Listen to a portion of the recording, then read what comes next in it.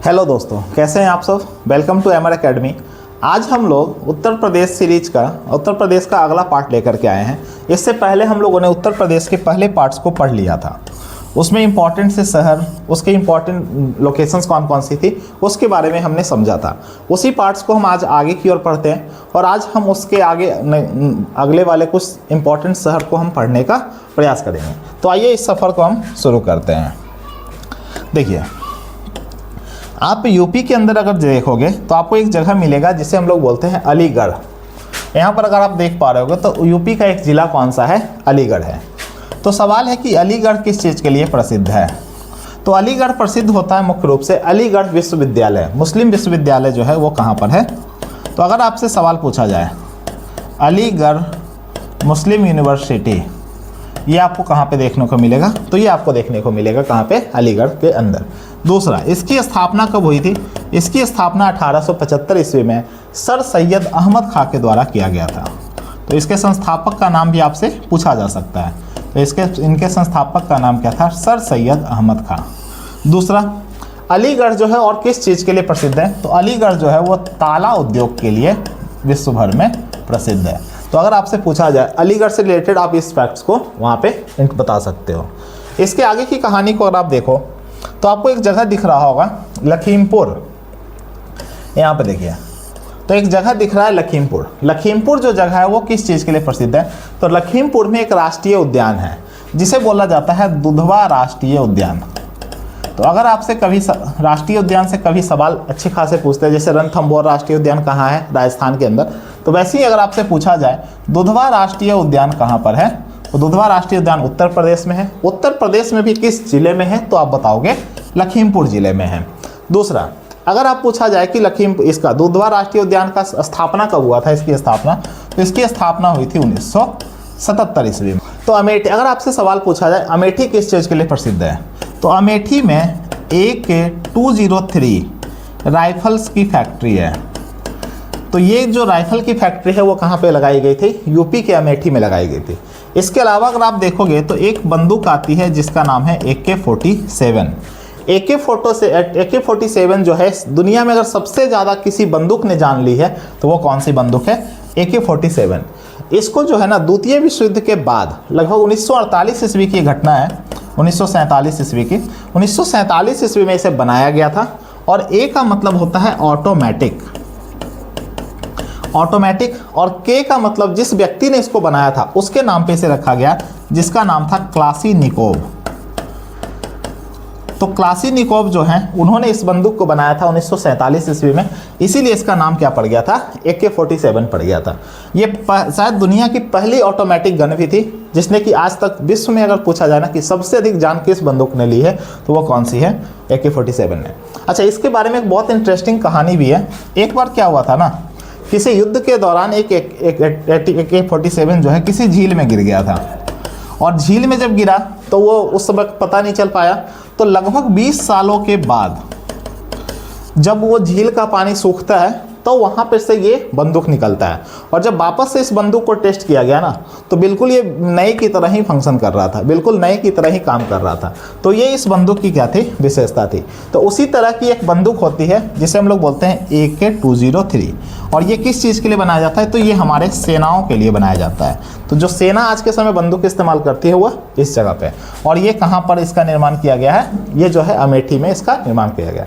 अमेठी से ही अगर आप देखोगे ना तो एक पहले सांसद हुआ करते थे राहुल गांधी जी। तो राहुल गांधी जी जो हैं वो पहले कहाँ से लड़ते थे चुनाव, अमेठी से। इस बार का अगर चुनाव देखोगे तो राहुल गांधी जी कहाँ से लड़ रहे हैं, रायबरेली से इसका उन्होंने इस लोकसभा के अंदर इसका चुनाव लड़ा है। तो अब हम आगे की कहानी को अगर देखिए तो देखिए आपको यहाँ पे कुछ अब जगह दिख जाएंगे, हम उन जगहों को एक एक करके समझने का प्रयास करते हैं। यूपी की अगर राजधानी पूछा जाए तो यूपी की राजधानी कहाँ है, लखनऊ है। दूसरा पॉइंट, अगर इसके बारे में एक सवाल पूछा जाए कि लखनऊ जो है वो किस नदी के किनारे है, तो लखनऊ जो है वो किस नदी के किनारे है, गोमती नदी के किनारे। लखनऊ से इंपॉर्टेंट फैक्ट्स कुछ और भी पूछे जा सकते हैं, जैसे देखिए नवाबों का शहर किसे कहा जाता है, नवाबों का शहर हम लोग किसे बोलते हैं, लखनऊ को। दूसरे पॉइंट में अगर बोला जाए तो भूल भुलैया कहाँ पर है आपका, एक भूल भुलैया आपको कहाँ पे देखने को मिलेगा, भूल भुलैया। इसके अलावा चारबाग रेलवे स्टेशन, जो वहाँ पर का रेलवे स्टेशन है उसे क्या बोला जाता है? तो चारबाग रेलवे स्टेशन भी आपको कहाँ देखने को मिलेगा? ये भी आपको लखनऊ के अंदर ही देखने को मिलेगा। तो ये कुछ फैक्ट्स हैं जो लखनऊ से रिलेटेड आपको पता होने चाहिए। इसके बाद अगर हम बात करें तो एक जिला आप यहाँ पे देख पा रहे हो जिसे हम लोग बोलते हैं बलिया जिला। तो आइए समझते हैं कि बलिया जिला जो है वो किस चीज़ के लिए प्रसिद्ध हुआ करता था। तो आप सबने सुना होगा 1857 की क्रांति के बारे में, और 1857 की क्रांति की जो शुरुआत होती है ना, वो एक व्यक्ति के द्वारा होती है जिनका नाम था मंगल पांडे। मंगल पांडे। तो मंगल पांडे जी के द्वारा इसकी शुरुआत होती है। और मंगल पांडे जो है वो किस जगह से संबंधित है? तो उनका संबंध जो है वो किस जिला से था? बलिया जिला से। तो थोड़ा सा मंगल पांडे के बारे में हम समझने का प्रयास करते हैं। तो होता क्या है देखिएगा, मंगल पांडे उस वक्त पे एक नई गन इंट्रोड्यूस की गई थी। तो उस गन के अंदर बोला जाता था, जो कारतूस होते थे ना, उस कारतूस में बोला जाता था गाय और सूअर की चर्बी होती थी। तो हिंदू जो है, हिंदू लोग जो होंगे वो क्या करेंगे, गाय की चर्बी को अपने मुंह में ले नहीं सकते थे। लेकिन मंगल पांडे जी वो पहले व्यक्ति थे जिन्होंने क्या किया था, अपने लेफ्टिनेंट के कहने पर क्या करते हैं, वो उस चर्बी वाले कारतूस को अपने मुंह से खोलते हैं। तो जब वो ऐसा करते हैं तो उनको समाज के द्वारा क्या मिलता है, धिक्कार मिल जाता है। तो उसी के क्रम में क्या करते हैं, मंगल पांडे जी ने, जो उस वक्त के लेफ्टिनेंट थे, लेफ्टिनेंट बाघ को मार देते हैं। और उनको मार देने के बाद उन्हें क्या किया जाता है, कुछ ही समय में फांसी दे दी जाती है। और 8 अप्रैल 1857 को क्या हो जाता है, मंगल पांडे जी को फांसी मिलती है। तो ये कुछ उस वक्त पे मंगल पांडे जी के बारे में आपको कुछ फैक्ट समझने होंगे। मंगल पांडे जी के द्वारा एक नारा भी दिया गया था उस वक्त पे, जिसके बोलते हैं मारो फिरंगी को। तो अगर आपसे पूछा जाए ये नारा किसने दिया है, मारो फिरंगी को, तो ये नारा भी किनके द्वारा दिया गया है, मंगल पांडे जी के द्वारा ही दिया गया था। इसके बाद अगर आप बलिया के बगल में ही देखोगे तो एक जगह आपको और देखने को मिलेगा जिसे हम लोग बोलते हैं गाजीपुर। अगले मैप में हम लोग इसको देखते हैं। देखिए एक जगह आप यहाँ पे देख पाओगे, बलिया के बगल में ही एक जगह कौन सा है, गाजीपुर है। तो गाजीपुर से रिलेटेड कुछ फैक्ट्स को समझने का प्रयास करते हैं। एक यहाँ पर व्यक्ति हुआ करते थे जिन्हें हम लोग बोलते हैं बीर अब्दुल हमीद। बीर अब्दुल हमीद। अब इनके बारे में स्टोरी ये है कि जब भारत और पाकिस्तान का युद्ध चल रहा था 1965 के दौरान, तो 1965 के युद्ध में बीर अब्दुल हमीद जो है ना, उन्होंने एक गन होता है आरसीएल गन। आरसीएल गन जो होता है वो कंधे पर आप रख करके क्या कर सकते हो, किसी टैंक वगैरह को उड़ाने में काम आता है। तो आरसीएल गन से इन्होंने क्या किया था, बहुत सारे पाकिस्तान के टैंकों को उड़ा दिया था। अंततः ये वीर गति को प्राप्त हो जाते हैं बीर अब्दुल हमीद। तो बीर अब्दुल हमीद का संबंध जो है वो किस जगह से है, गाजीपुर जगह से इनका संबंध होता है। अब दूसरी तस्वीर में आप यहाँ पे देख पा रहे हो एक मकबरा बना हुआ है। तो अगर आपसे एक सवाल पूछा जाए, एक गवर्नर हुआ करते थे भारत के अंदर, गवर्नर जनरल जिनको बोलते हैं, जिनका नाम था लॉर्ड कॉर्नवालिस। अच्छा, कॉर्नवालिस का जो कार्यकाल था वो 2 बार था। एक बार वो 1786 के अंदर भी आते हैं, और दूसरी बार अगर उनसे पूछा जाए तो वो 1805 में भी क्या करते हैं, भारत आते हैं। तो एक घटना है 5 अक्टूबर 1805 ईस्वी की। 1805 ईस्वी में क्या होता है, इनकी डेथ हो जाती है भारत के अंदर। और उनकी भारत में डेथ होने के बाद क्या किया जाता है, इनका जो मकबरा होता है वो कहाँ बनाया जाता है, भारत के अंदर ही बना दिया जाता है। तो अगर आपसे सवाल पूछे कि लॉर्ड कॉर्नवालिस का जो मकबरा है वो कहाँ पर है, तो वो भी आप कहाँ बताओगे, वो गाजीपुर में है। या दूसरे शब्द में इस सवाल को ऐसे पूछा जा सकता है कि कौन सा ऐसा गवर्नर जनरल था जिसका मकबरा भारत के अंदर आपको देखने को मिलता है, तो भी आप जवाब क्या दोगे, कॉर्नवालिस का मकबरा। इसके अलावा अगर हम आगे चलें तो देखिए इससे नीचे आप एक जगह देख पा रहे हो जिसे बोला जाता है मिर्जापुर। मिर्जापुर एक सीरीज भी आई है, कालीन भैया। तो उसमें आप समझ सकते हो कि मिर्जापुर जो होगा वो किस चीज़ के लिए प्रसिद्ध होगा। तो मिर्जापुर किस चीज़ के लिए प्रसिद्ध था, कालीन के लिए।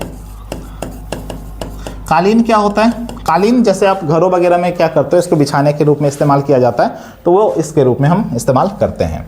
इसके बाद अगर हम कहानी को देखें तो एक जगह है जिसे बोलते हैं कानपुर। देखिए आप सब लोग एक जगह ढूंढ कर दिखाइएगा, जैसे हम लोग क्या बोल रहे हैं, कानपुर। ये कानपुर देहात, कानपुर नगर, ये 2 दिख रहे होंगे आपको।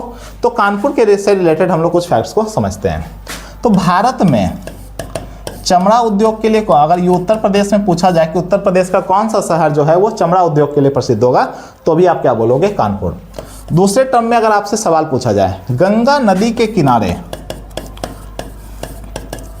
गंगा नदी के किनारे बसा सबसे बड़ा शहर, तो भी आप क्या बताओगे, तब भी किसका नाम आएगा। इसमें पटना वगैरह टिक मत कर दीजिएगा। गंगा की नदी के किनारे बसा हुआ सबसे बड़ा शहर कौन सा है, कानपुर है। दूसरा, आईआईटीज, एक आईआईटी भी होती है, आईआईटी कानपुर। आईआईटी का फुल फॉर्म होता है Indian institute of technology, Indian institute of technology. तो आईआईटीज आपको एक कहाँ देखने को मिलेगा, ये भी आपको कानपुर में देखने को मिल जाएगा। उसके अलावा कानपुर में एक और चीज़ है जिसे बोलते हैं दलहन अनुसंधान केंद्र। तो अगर आपसे अगला सवाल पूछा जाए कि दलहन अनुसंधान केंद्र आप कहाँ पर है, तब भी आपका जवाब क्या होना चाहिए, तब भी आपका जवाब जो होगा वो कानपुर होगा। तो कानपुर से रिलेटेड ये कुछ फैक्ट्स हैं जो आपको याद होने चाहिए।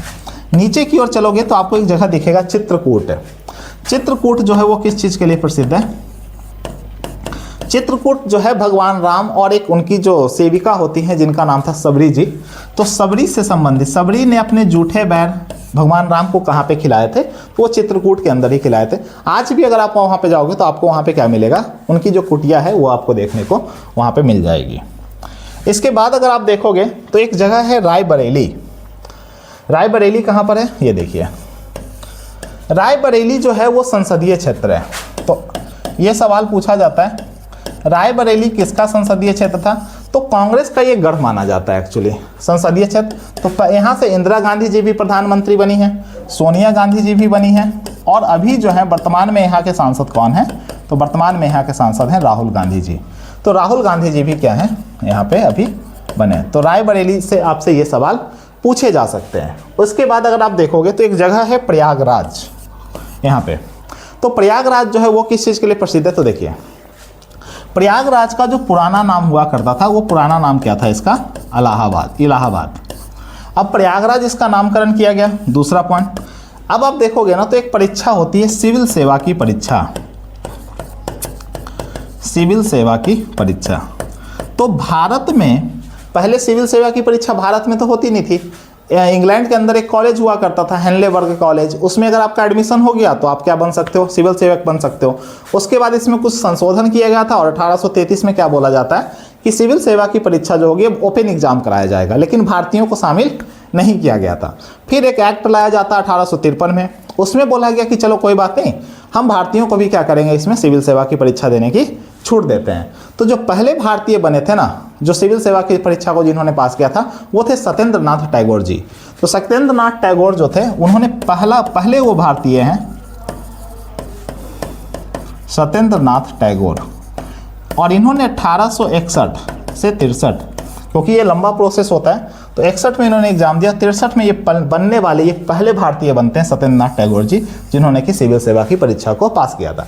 लेकिन आप एक बात देखो, सिविल सेवा की परीक्षा भारत में नहीं होती थी। सिविल सेवा की परीक्षा देना होता था तो कहाँ जाना पड़ता था, ब्रिटेन के लंदन में होती थी। तो बहुत सारे भारतीय लोग वहाँ जा नहीं पाते थे। तो होता क्या है ना, पहली बार भारत के अंदर अगर सिविल सेवा की परीक्षा किस शहर में आयोजित की गई थी, तब भी आप जवाब क्या दोगे, पहली बार भारत में सिविल सेवा की परीक्षा कहाँ पे आयोजित हुई है, तब आपका जवाब क्या होगा, तब आप बोलोगे इलाहाबाद। इलाहाबाद को ही आज के समय हम लोग क्या बोलते हैं, प्रयागराज बोलते हैं। दूसरे शब्द में अगर बोला जाए तो इलाहाबाद का एक पुराना नाम भी हुआ करता था जिसे बोलते थे इलाहाबास, इलाहाबास। तो एक सवाल आपसे पूछा जाएगा, इलाहाबाद का पुराना नाम इलाहाबास, इलाहाबाद का नया नाम प्रयागराज। तो इलाहाबाद जो नाम है ना वो किसने दिया है, तो इलाहाबाद जो नाम है वो किसके द्वारा दिया जाता है, अकबर के द्वारा दिया जाता है। ये भी आप एक इंपॉर्टेंट फैक्ट है जिसे आप याद रख लोगे।